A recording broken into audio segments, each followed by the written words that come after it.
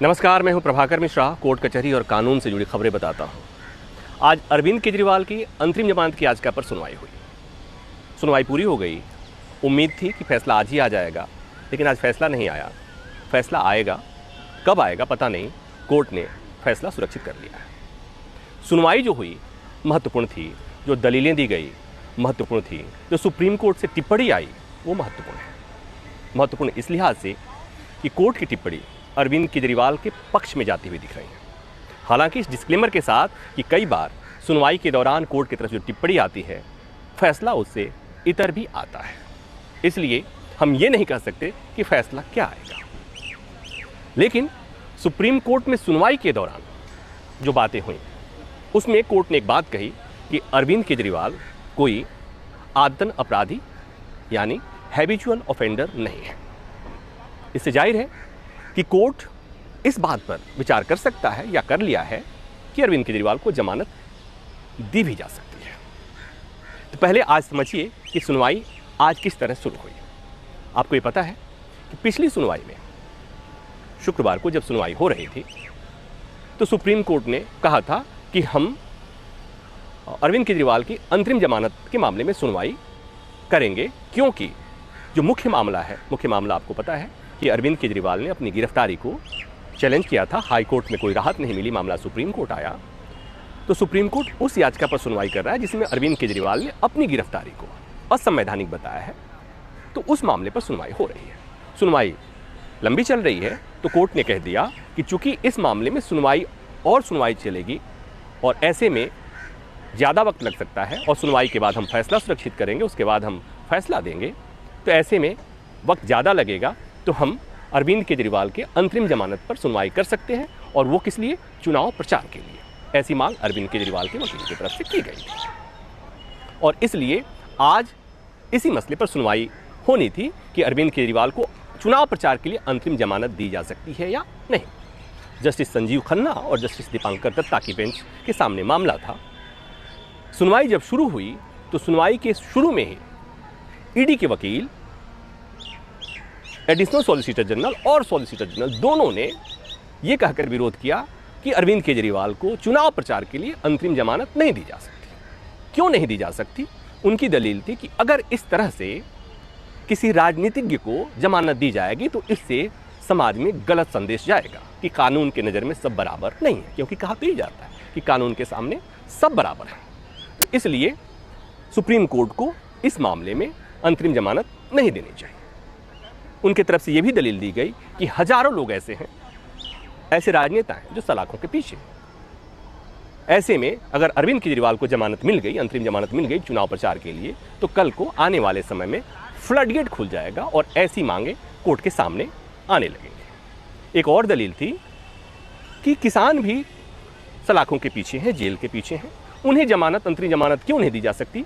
अगर किसी मुख्यमंत्री को दी जा सकती है तो उन्हें, किसानों को खेती बाड़ी के लिए, खेती के फसल को काटने के लिए, लगाने के लिए उन्हें अंतरिम जमानत क्यों नहीं दी जा सकती? इस पर सुप्रीम कोर्ट की तरफ से जो टिप्पणी आई, जस्टिस खन्ना की तरफ से जो टिप्पणी आई वो ये कि खेती तो प्रत्येक 6 महीना में होती है, चुनाव 5 साल बाद होते हैं। कोर्ट ने कहा, जस्टिस खन्ना ने कहा कि एक असाधारण परिस्थिति है कि एक राज्य का मुख्यमंत्री सलाखों के पीछे है और ये असाधारण परिस्थिति है, इसलिए हम इसे सुन रहे हैं। तो कोर्ट ने संकेत किया और कोर्ट ने यह भी कह दिया कि अरविंद केजरीवाल कोई हैबिचुअल ऑफेंडर नहीं है और अगर वो चुनाव प्रचार करते हैं तो उससे कोई दिक्कत भी नहीं। तो तमाम दलीलों के साथ ईडी की तरफ से विरोध किया गया। एडिशनल सॉलिसिटर जनरल और सॉलिसिटर दोनों ने मिलकर के विरोध किया और अरविंद केजरीवाल की तरफ से वरिष्ठ वकील अभिषेक मनु सिंह भी थे। उनको बहुत ज़्यादा दलील देने की जरूरत नहीं लग रही थी। कोर्ट की तरफ से, जस्टिस संजीव खन्ना की तरफ से और जस्टिस दीपांकर दत्ता की तरफ से ये बातें आ रही थी कि अगर जमानत दे भी दी जाती है तो उससे कोई दिक्कत नहीं होगी। तो कुल मिलाकर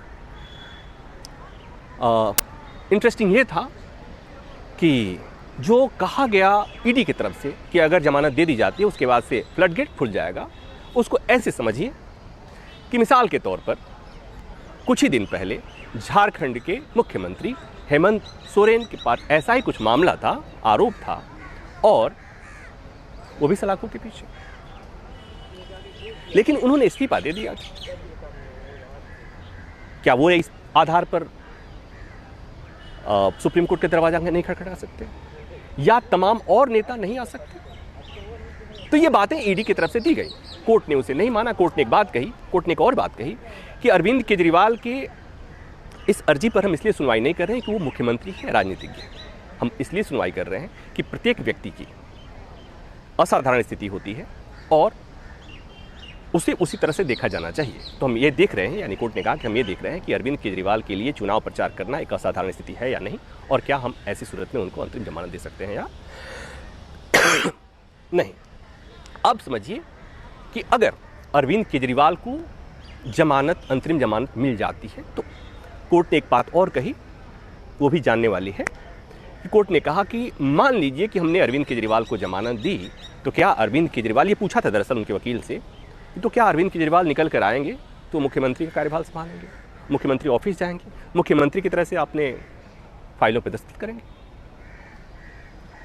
कोर्ट ने कहा कि हम ऐसा नहीं चाहते, हम नहीं चाहते कि ऐसा हो, क्योंकि अंतरिम जमानत अगर मिलेगी तो वो चुनाव प्रचार के लिए मिलेगी। तो अभिषेक मनु सिंघवी जो केजरीवाल के वकील हैं, उन्होंने कहा कि हम कोर्ट को भरोसा दिलाते हैं, हलफनामा भी दे सकते हैं कि अरविंद केजरीवाल केवल चुनाव प्रचार ही करेंगे। हालांकि बात एक और उठी तुषार मेहता की तरफ से कि दिल्ली के मुख्यमंत्री एक अनूठे मुख्यमंत्री हैं जिनके पास और कोई विभाग नहीं है। कोर्ट ने कहा कि हम जिस मसले की सुनवाई कर रहे हैं अंतरिम जमानत पर, उससे इस मसले का कोई लेना देना नहीं है। तो सुनवाई के दौरान ये सब बातें होती रहती हैं। तो अब अरविंद केजरीवाल को अगर जमानत मिल जाती है तो क्या होगा? आप जानते हैं, अरविंद केजरीवाल आएंगे, चुनावी सभाओं में जाएंगे।